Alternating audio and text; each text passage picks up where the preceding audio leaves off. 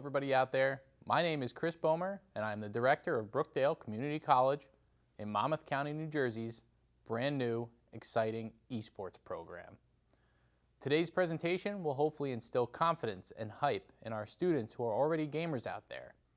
It will look to inspire educators into adopting and embracing esports, and I would be honored if it gave a nudge to the more casual gaming student or those who have never even picked up a controller to come give the world of competitive video games a try.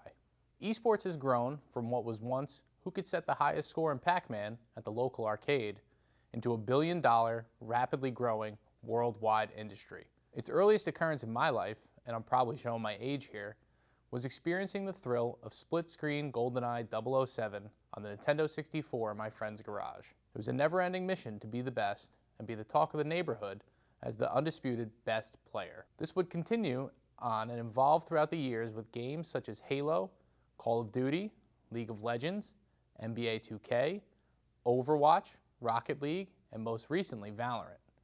I hope to share my passion with all of you and give you a glimpse into how the world of esports can benefit you as well as your institution. I would also like to thank the Garden State Film Festival for allowing myself and Joshua Kell this opportunity to present for all of you. Without further ado, let's dive into the world of esports.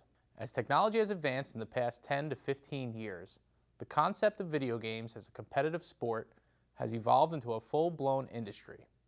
Video games used to be limited as a hobby one could enjoy in their own home with a couple friends, to at most as many people as the local arcade could gather. The advancements in computing hardware were the natural progression into making games more advanced, more visually appealing, and more intricately designed with added depth into strategy and player choices. While a player was previously confined to a side-scrolling 2D game with only 2 button inputs, video games eventually evolved into a strategical, more complex form of entertainment.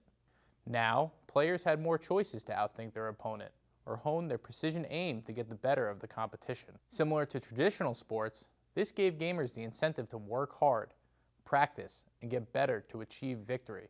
The next step in the rise of esports was the increase in quality and speed of the internet. This is where gamers could truly start to size up their skill against players around the world at any given time. Now, the friend who would never let you hear the end of how he beat you in Madden was brought down a couple notches as he would get beat 49-0 against one of the best players all the way on the other side of the country. This furthered the incentive for gamers to hone their skills and keep practicing. With games able to be played with friends all around the world, this also led game developers into putting a heavier focus on multiplayer games. Now, 4 friends, each in their own homes, could turn their computer on and instantly connect with each other to take on the world in Fortnite to get that ever-elusive victory royale, or collaborate to build something amazing in Minecraft to put on display for the world to see. I believe this aspect is something we already have started to take for granted, but the social aspect and camaraderie gained from working towards a common goal in a video game as a squad cannot be understated. With these key factors in place, video games had become a spectacle, which leads me to the biggest factor as esports continues to push into the mainstream: spectators. With the idea of broadcasting top-tier competition for audiences across the globe to spectate, millions started to tune into Twitch.tv, YouTube, and other broadcast and video sharing platforms to see who was the best and who was the most entertaining. At its infancy, gamers had the choice of buying a strategy guide or calling a telephone hotline, again, I know I'm showing my age here, to get tips and tricks on how to improve in their favorite video game. Now, anyone with an internet connection can hop on YouTube and see how the best players in the world are getting the fastest times, best placements, and most wins for their team. Game developers and tournament organizers started showcasing gamers' talents in high-profile competitions of their video games on Twitch.tv. Fan bases were established, and professional organizations started paying the best players in the world to come play for their team.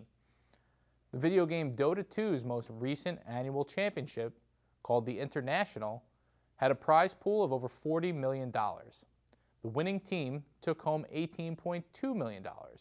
For comparison, the FedEx Cup, the annual championship in professional golf's prize pool, was $35 million, with $10 million going to the winner. With esports tournaments churning out great viewership numbers, corporate sponsorship deals, passionate fans, dedicated players, and rapid growth, the esports industry has made its claim as a viable career path that gamers and non-gamers alike can embrace and pursue. And as with every industry, educational institutions all over the globe are adopting esports to teach, utilize, and provide a solid foundation for all aspects that come with esports. Like the hundreds of millions of people around the world, Brookdale Community College was inspired by all the benefits esports can bring.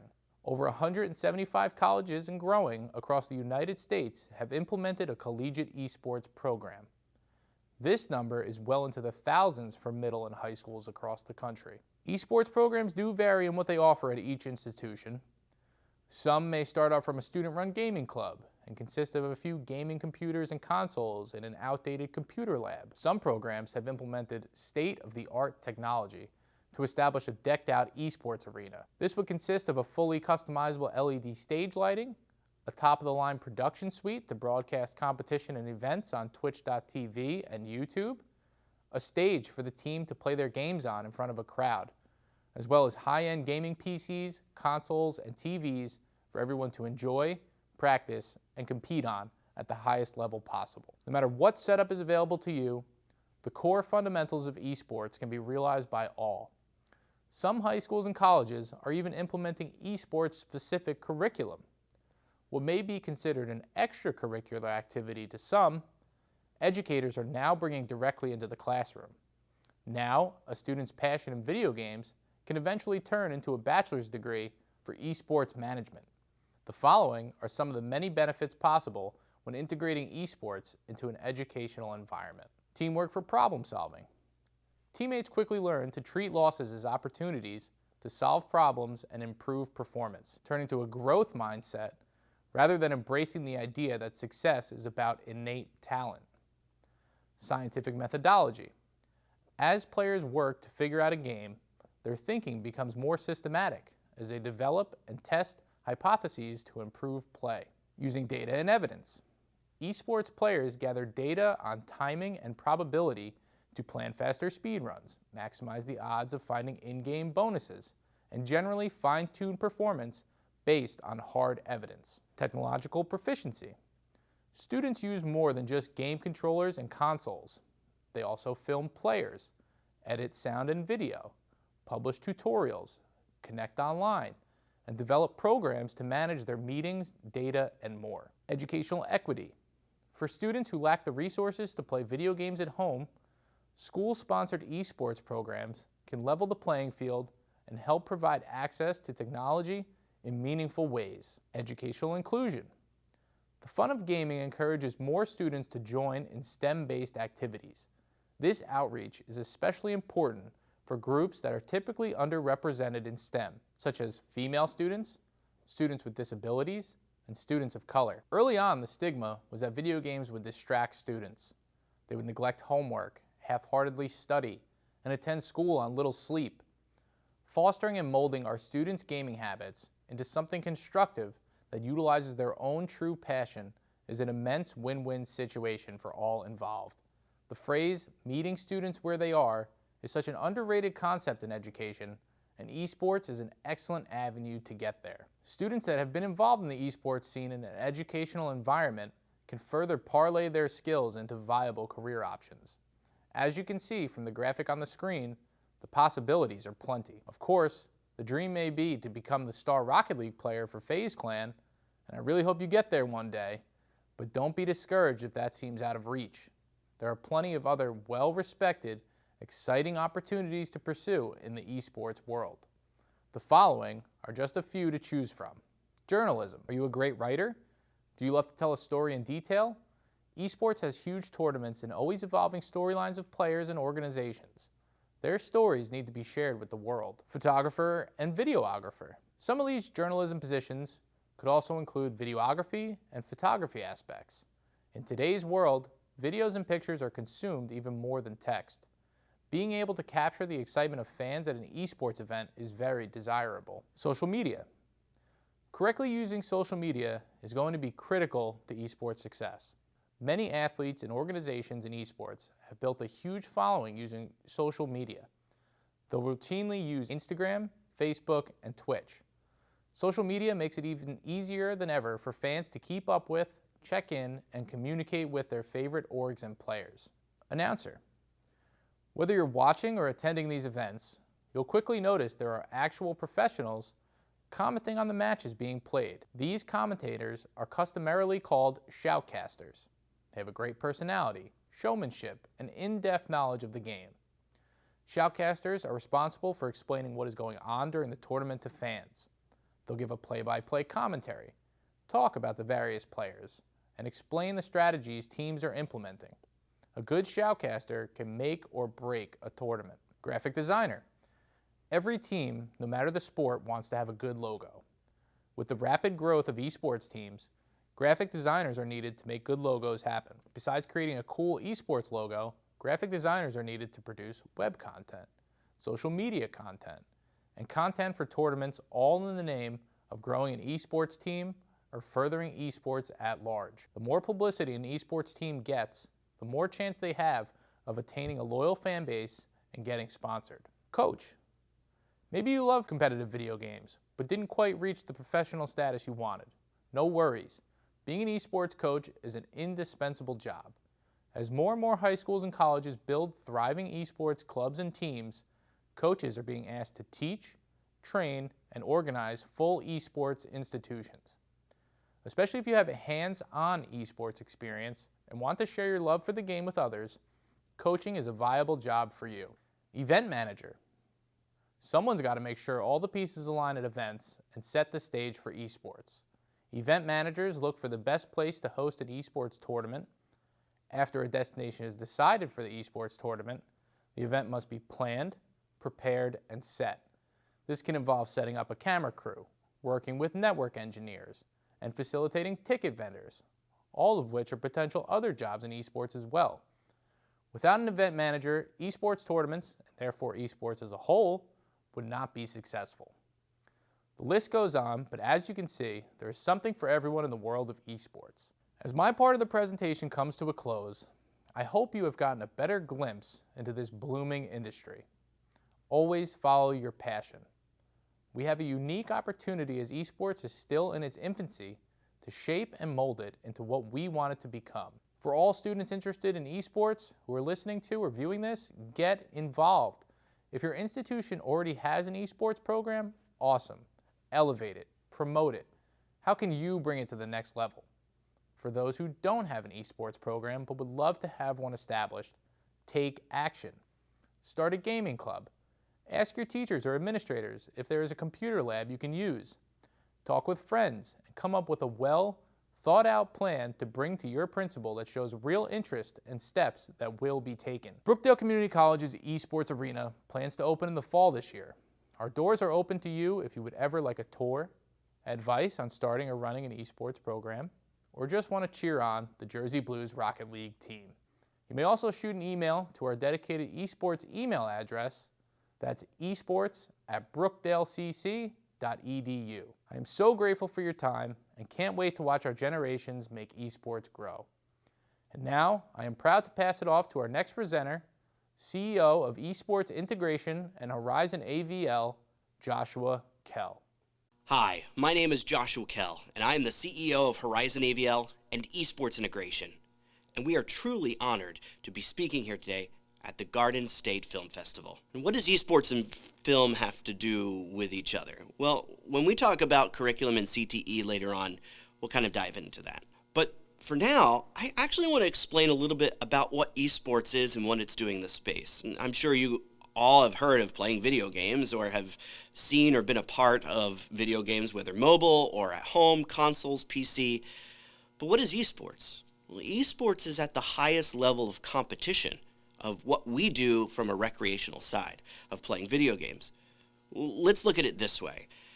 We all understand the game of basketball, right? There is a ball a certain size, there's a net and a hoop at a certain height, and there's a set of rules, the way that you score points, or if you're fouled, And so that is the game of basketball. I can go to a local rec center, pick it up on a street game, or visit a gym, and I can play with my friends the game of basketball.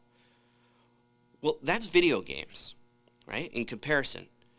But basketball also has the highest level of competition, and that's the NBA, right, where we have teams and cities across the U.S. competing at the highest level. And at the end of the season, we have someone who is going to be the champion of that particular tournament. Well, that's esports. See, NBA is still the game of basketball. The height of the hoop is a certain size, the ball is a certain size, and there's rules and there's points. Well, esports is the exact same thing. It's at the highest level of competitions. We are seeing schools across this country dive into this world of esports, but we need to have a deeper understanding of also the history of esports. So let's talk a little bit about the history. And there's really three major milestones or iterations in time that we look at when we talk about video games to esports. The first one that we sort of look at is consoles, right? We have consoles coming home to our homes for the first time in the late 70s, early 80s, right? Nintendo is introduced in the early 80s, Super Nintendo, Genesis, and the consoles keep going from there, from PlayStation and Xbox to what we see today. But that's sort of the first iteration where we're coming to this place at home where we're playing video games with friends. Friends are coming over and we're enjoying that gameplay between each other. And we fast forward a little bit of time forward into around 2000. That's where LAN play really comes into the second milestone that we look at. This is where consoles start to work together, right? Where we can network them together, whether it's Xbox, we can play friends on a LAN, a local area network, or we can actually start to play them on the internet as well. And this is something that's huge, that starts to change the gaming landscape, right? This is the second iteration where we're playing games like Counter-Strike, Quake, Unreal Tournament, and programs like DreamHack are coming into play where a bunch of gamers are getting together to play. So that's the second iteration. But now we're in our third iteration. And that is we actually have more spectators, more people enjoying and watching the games being played than there are highest level competition players themselves. We're starting to get to that point where there is like 1% or 2% of those really highly skilled individuals that actually play the game. Now, we're going to get into industry and a career in just a little moment, but what we want to look at here in this picture is video games at the highest competition, and I show this picture for a reason. Yes, we see on the stage, we see the individuals playing, but what we don't sort of pay attention to are the people kind of down in the corner where there's shoutcasting and streaming, there's broadcast. What we don't see is a massive network room that's behind, and there's a lot of people watching and monitoring the network traffic and the streams and the flows. And there's also a massive production side of things. Content creation is huge in the esports and gaming industry, and it sort of ties into where we are today. So let's talk about CTE and STEM and curriculum and really the industry of where things are going. And this is really important to understand, right? Now, when we look at building an arena or a space or a program for a school, we talk about 3 C's. And the first one is not competition. And everyone thinks that's actually our first goal. In fact, actually, it's not. It's actually community. Community is the first C. Understanding the gaming and esports community is massive.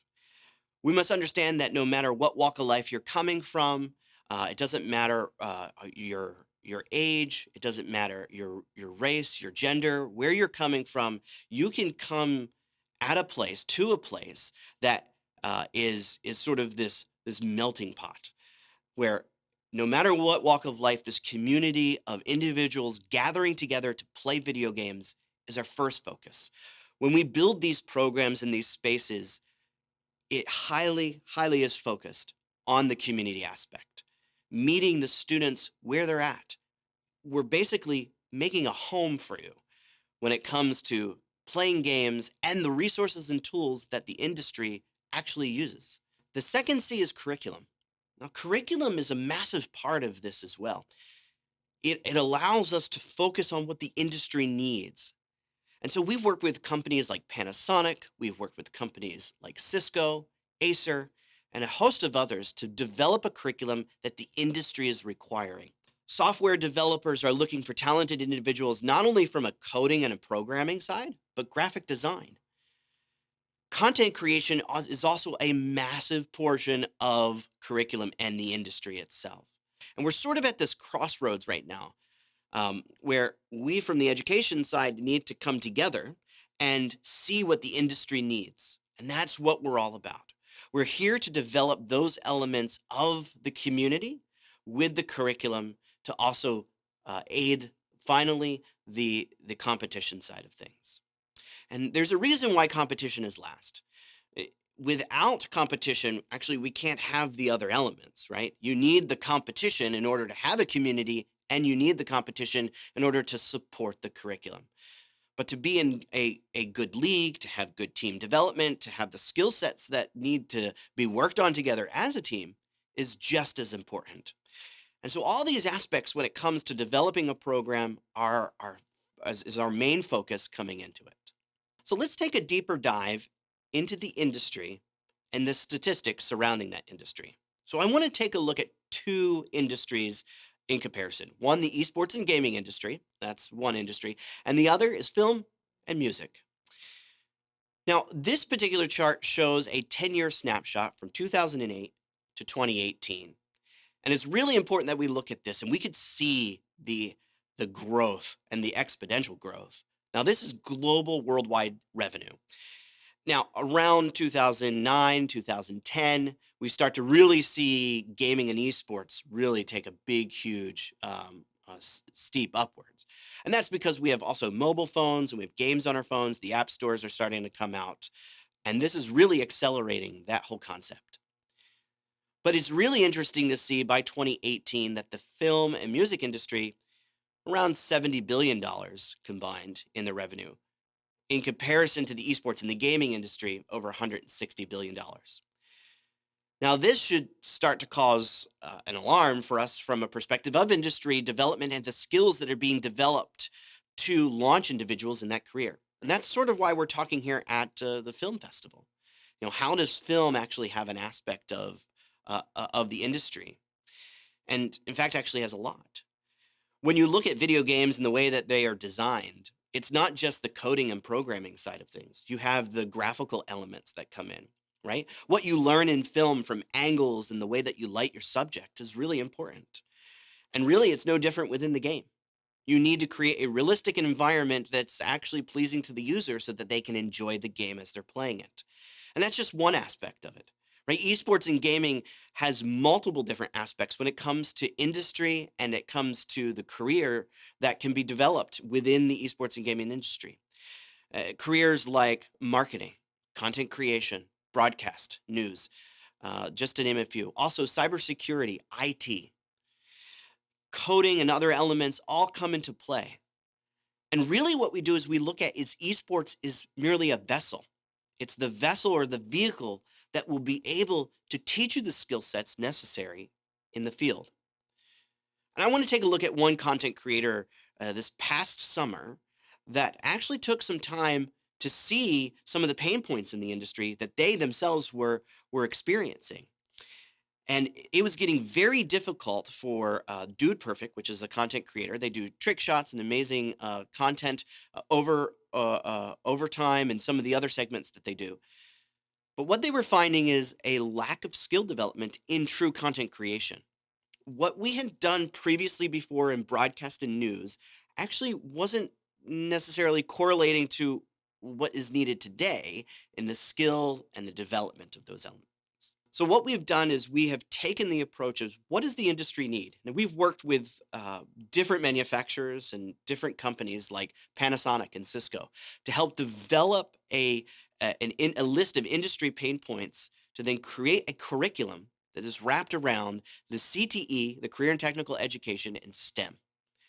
And so we got together with educators to develop a full 4-year curriculum wrapped around these ideas. Our 4-year curriculum meets national CTE core standards. It's STEM accredited and improved.